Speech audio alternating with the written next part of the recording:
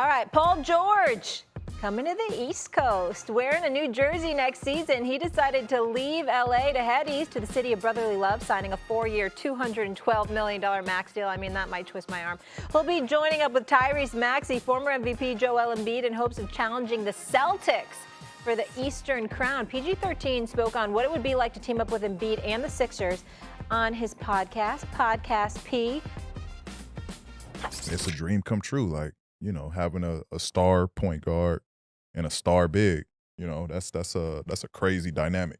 I think we have a hell of a starting five, and then we got veteran guys coming off the bench. So we already have a recipe to be a really good team. Ultimately, winning a championship means the most, and the only thing I'm trying to do at this point in my career. Podcast P already rocking the new jerseys, looking good in the blue. Courtney, let's get into it. Sixers, are they the biggest threat to take down the Celtics this season? No. In the East. In the East. I still think the Boston Celtics are the biggest threat to themselves. That would be like health, all of those things. They re-signed everybody. They spent like $1 billion on this roster, more or less, throughout the last couple of weeks to make sure they can go after a second NBA title after winning 64 games in the regular season. This group is loaded, and they're not this team that's like focused on a big three or like predicated off of a big three. They have an 8-man rotation, more or less. Like they can go 8 deep and everybody contributes in a different way. Let's not forget they just won a title without having Kristaps Porzingis for the majority of the postseason. But behind them, I'd have to say it's the New York Knicks. I'm sorry. Like, I love the additions that they made to recreate the Villanova Wildcats this year, going out and first off, the OG Anunoby re-signing him when they had the chance to do that. I love that. Mikal Bridges, having him in there as well, the defensive efficiency, intensity, all of those things you get from him, that replaces at least some of what you lose with Isaiah Hartenstein, who then ends up going to the Oklahoma City Thunder. The way that the Knicks are constructed to me, because we've talked about the big three and Paul George now joining that with Tyrese Maxey and Joel Embiid, I think that's kind of like out of vogue. That's not the way that you have to win in the NBA in 2024. And I also think it's going to take some time for that big three to gel. We have not seen a super team, 3-star trio formed win right away in the NBA since what?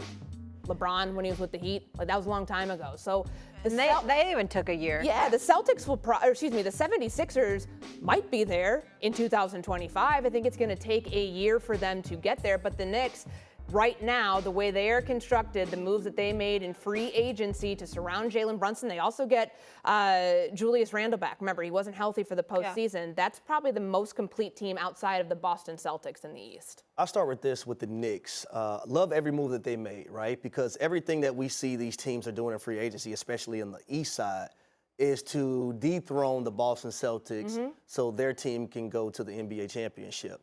When I look at New York, I say to myself, we know Jalen Brunson is a closer. Julius Randle's coming back.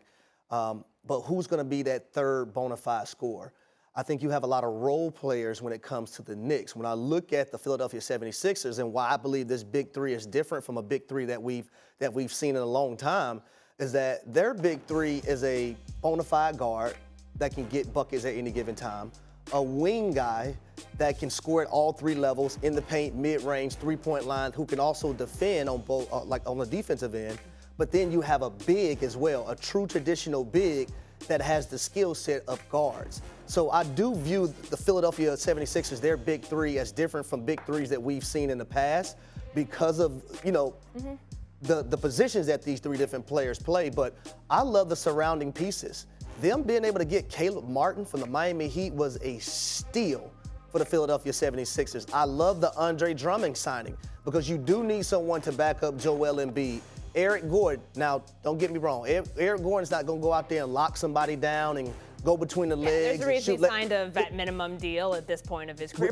But the points you're making on the bench, think about what happened in the playoffs this year, where we look at like the top of their lineup. And you couldn't count on Tobias Harris. Tobias Harris as a third scorer was not that guy for them.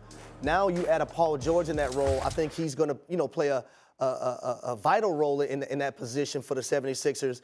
But I like the supporting cast. I like the guy that they drafted, Jared McCain out of Duke. What about Miami? I think they lost free agency. I'd put them in that category. What about Miami? What about Miami? They had made Do anything. Y'all trying to go to Miami? No, I'm just saying they had major injuries last year. Nope. I honestly have the Indiana Pacers. I hope UD's watching. UD, my brother played with UD in Miami. Yeah, I hope he's UD is a watching. great dude, South Florida boy. But I have the Indiana Pacers. I have the Cleveland Cavaliers higher than I have the Miami Heat right now. Okay. What Indiana was able to do last season and what they learned is that, you know what, okay, we got our experience. And they're going to come back. They're going to be a team that, you know, you can't keep your eyes off either. Mathurin was a guy that was hurt, didn't even play in the playoffs for the Indiana Pacers. You look at the 4 games that they played versus the Boston Celtics, hell, 3 of them they should have won. And they had leads in those games as well. So when I look at the East, I think Philadelphia, because also not only do they have a different type of big 3, you have 3 guys that can get you a bucket at any given time in a game too. And having that bona fide third person now allows Joel Embiid, in my opinion, to take a rest. So you like that Paul George left the Clippers? I just can't say one thing on the East. Isn't it funny that we don't talk about the Milwaukee Bucks? Like, they just, like, fell off the face of the Yeah, you're right. They wanna try to boast at what I look like. Keep them down, try to wear, I pull up long range. Jimmy with the heat, I'm on fire. It's NBA over here,